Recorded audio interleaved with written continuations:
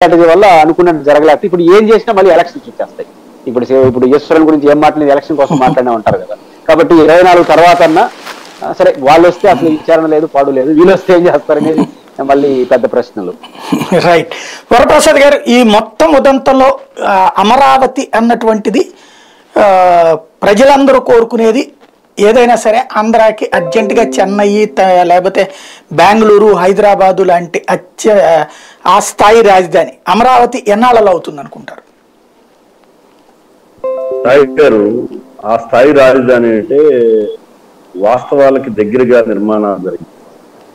ఏదైతే ప్రజా దుర్వినియోగం కాకుండా, అవినీతికి పాల్పడకుండా, అవినీతి చర్యలు జరగ 10 నుంచి 15 సంవత్సరాల కాల పరిమితిలో దాన్ని నిర్మాణం చేయాలి. కానీ ఈరోజు మనకు ఉన్నటువంటి సహజ వనరులే వినియోగించుకునే పరిస్థితి. అమరావతిలో గత ప్రభుత్వం చేపట్టినటువంటి నిర్మాణాలని ప్రస్తుత ప్రభుత్వం వినియోగించుకున్నటువంటి పరిస్థితి లేదు. ఉదాహరణకి శాసనసభ్యులకి కానీ, లేదంటే హైకోర్టు న్యాయవాదులకి నిర్మాణం జరిగింది. ఆ నిర్మాణాలని వినియోగించుకునేటువంటి అవకాశం ఉంది. కొద్దిపాటి ఖర్చుతోనే వినియోగంలో తీసుకురావచ్చు. కానీ రాష్ట్ర ప్రభుత్వం ఎందుకో దాని మీద అయిష్టంగా వ్యవహరించింది అనేది స్పష్టంగా చెప్పవచ్చు. మనందరం కూడా చూస్తూ ఉంటాం, అసెంబ్లీకి వెళ్ళేటప్పుడు, సెక్రటరియట్కి వెళ్ళేటప్పుడు శాసనసభ్యులకి జడ్జి క్వార్టర్స్ అందరూ కూడా హైకోర్టు జడ్జి క్వార్టర్స్ చూస్తా ఉంటాం. అదేవిధంగా రోడ్ల నిర్మాణాల విషయంలో ఏదైతే సిఆర్డీఏ పరిధిలో ఉన్నటువంటి రోడ్ల నిర్మాణాల విషయంలో ఏదైతే యాక్షన్ ప్లాన్ లో పొందుపరిచిన విధంగా రోడ్ల నిర్మాణాలు, అంతర్గత రోడ్ల నిర్మాణాలు కూడా చేపట్టవచ్చు.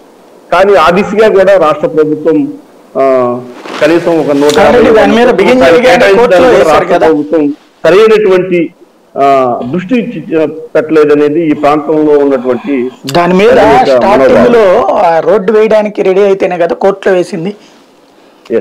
రోడ్ కన్స్ట్రక్షన్ ఏమీ లేదు మళ్ళీ. నేను అక్కడ కూడా వస్తా ఉన్నా సాయి గారు. అంటే ఒకవైపు రాజకీయ పార్టీల మధ్య అమరావతి సమస్య అనేది నలిగిపోయింది. అమరావతి అభివృద్ధి అనేది అయితే రాజధాని అభివృద్ధి అయితే ఉందో, ఆ రాజకీయ అభివృద్ధి అనేది రాజకీయ పార్టీల యొక్క వైఖరుల వల్ల, రాజకీయ పార్టీలు తీసుకున్నటువంటి నిర్ణయాల వైఖరి వల్ల ఈరోజు ఆంధ్రప్రదేశ్ 3 రాజధానుల అభివృద్ధి అయినా కానీ నలిగిపోయేటువంటి పరిస్థితి ఉంది. ఆంధ్రప్రదేశ్ యొక్క మౌలికమైనటువంటి అభివృద్ధికి విఘాతం కలిగేటువంటి పరిస్థితి 2 పార్టీల యొక్క రాజకీయ విధాన నిర్ణయాల వల్ల ఏర్పడింది అనేది నాకున్నటువంటి అభిప్రాయం. ఈశ్వరన్ ఉదంతం ఏదైతే ఉందో, ఈశ్వరన్ ఉదంతం మీద ఈ రోజు రాజకీయ పార్టీలు కూడా 2-3 రోజులు స్పందిస్తాయి. ఆ రోజు నారాయణ గారు యొక్క పాత్ర మీద మాజీ మంత్రి నారాయణ